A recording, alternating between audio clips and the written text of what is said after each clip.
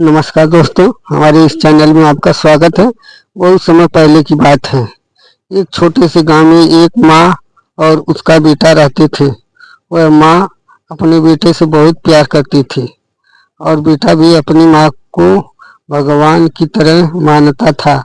माँ हर रोज सुबह जल्दी उठकर भगवान की पूजा करती और अपने बेटे के लिए भोजन तैयार करती थी।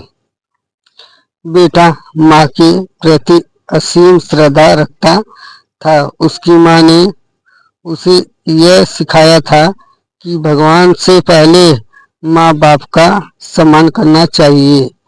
बेटा अपने जीवन में हर छोटी बड़ी चीज के लिए माँ से मार्गदर्शन लेता था और उसे ही अपना सब कुछ मानता था। एक दिन बेटा गांव के एक संत से मिलकर आया। संत ने उसे बताया कि जीवन में सच्चे सुख और मोक्ष की प्राप्ति तभी होती है जब व्यक्ति सच्चे मन से भगवान की भक्ति की गई हो। सच्चे भगवान की खोज कैसे की जाए? वह घर आया और माँ से पूछा, माँ, क्या सच में भगवान हमसे दूर होते हैं?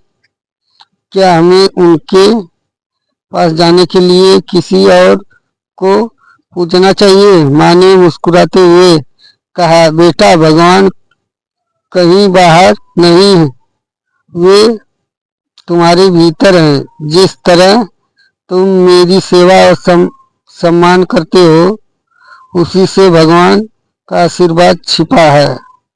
भगवान कोई अलग शक्ति नहीं बल्कि प्रेम, सेवा और समर्पण का स्वरूप है। बेटा माँ की बात सुनकर शांत हो गया। उसे समझ में आ गया कि उसकी माँ ही उसकी सबसे बड़ी गुरु और सच्ची देवी है। उसने निश्चय किया कि अब वह अपनी माँ की सेवा में ही अपनी भक्ति को समर्पित करेगा। समय बीतता गया और बेटा अपनी माँ की देखभाल करता रहा। उसकी भक्ति और सेवा में इतनी शक्ति थी कि गांव के लोग उसे एक आदर्श भक्त मानने लगे। उसकी माँ के आशीर्वाद से उसका जीवन सुखमय हो गया और उसे सच्चे सुख का अनुभव हुआ।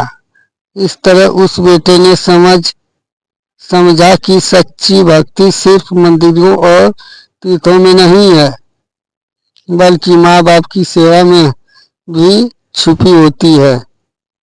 नमस्कार दोस्तों।